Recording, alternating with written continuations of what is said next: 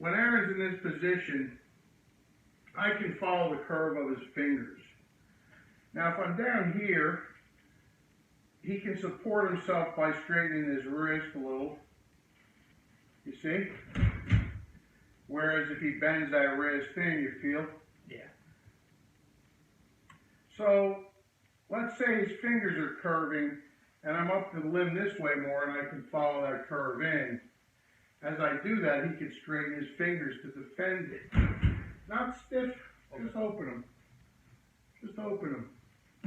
And open them. Both sides. Okay.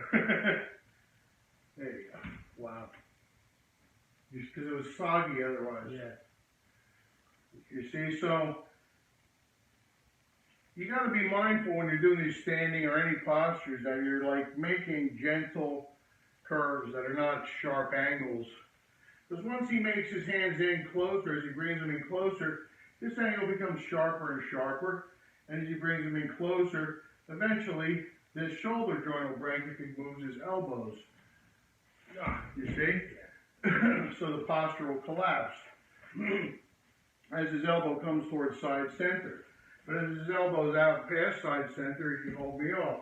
He brings it in towards side center, the posture collapses.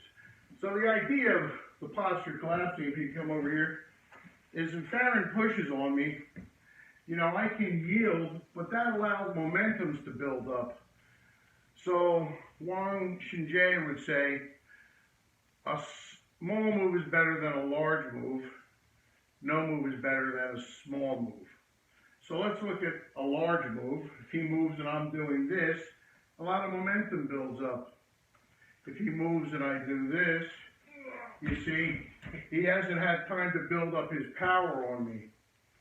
So this is one of the reasons that we study these postures where the tissue is the most neutral, because it allows us to cause our opponent to waste their strength, miscalculate how much strength they're using, and basically be like a loaded spring that we can then manipulate their response to being trapped.